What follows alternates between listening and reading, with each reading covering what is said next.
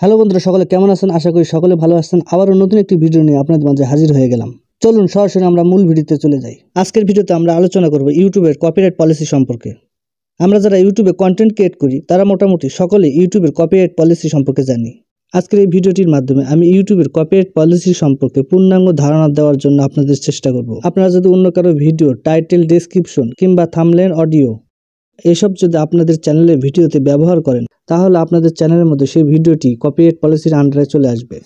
তো আজকের এই ভিডিওটির মাধ্যমে আমরা কপিরাইট পলিসি সম্পর্কে জানব। কপিরাইট পলিসি সাধারণত দুই প্রকার, একটি হলো কপিরাইট ক্লেম আর একটি হলো কপিরাইট স্ট্রাইক।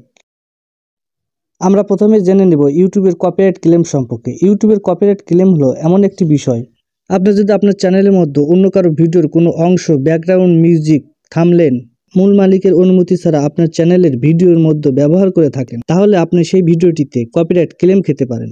আপনার চ্যানেলে কোনো ভিডিওর মধ্যে যদি কপিরাইট ক্লেম চলে আসে তাহলে হয়তো আপনার চ্যানেলের জন্য তেমন কোনো ক্ষতি হবে না। শুধুমাত্র যে ভিডিওটিতে কপিরাইট ক্লেম চলে আসবে সেই ভিডিওটির রেভিনিউয়ের মাধ্যমে শেয়ার হবে অথবা সেই ভিডিওটির সমস্ত আয় মূল মালিকের কাছে চলে যাবে। তো আপনারা চেষ্টা করবেন সর্বদা যাতে আপনার ভিডিওটিতে কোনো ধরনের কপিরাইট ক্লেম না আসে।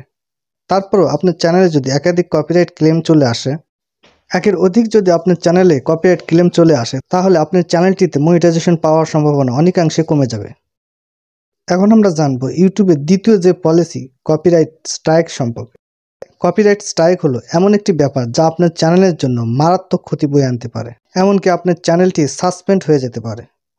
আপনি যদি অন্য কারোর ভিডিওর ক্লিপ বা ব্যাকগ্রাউন্ড মিউজিক, থাম্বনেল বা অডিও আপনার ইউটিউব চ্যানেলের ভিডিওতে সেই মালিকের অনুমতি ছাড়াই ব্যবহার করেন তাহলে মূল মালিক আপনার চ্যানেলের সেই ভিডিওটিতে কপিরাইট স্ট্রাইক দিতে পারবে। প্রথম যদি আপনার চ্যানেলে একটি কপিরাইট স্ট্রাইক চলে আসে, সেটি ওয়ার্নিং হিসেবে আপনার চ্যানেলে 90 দিন পর্যন্ত অ্যাক্টিভ, তারপর সেটা অটোমেটিক্যালি চলে যাবে। তারপর দ্বিতীয় একটি স্ট্রাইক যদি আপনার চ্যানেলের মধ্যে চলে আসে তাহলে সেটা 6 মাস পর্যন্ত আপনার চ্যানেলের মধ্যে থাকবে। এভাবে পরপর আপনার চ্যানেলটিতে 3টি স্ট্রাইক যদি চলে আসে তাহলে আপনার চ্যানেলটিকে সরাসরি বিনা নোটিশে ডিলিট অথবা সাসপেন্ড করে দেওয়া হবে।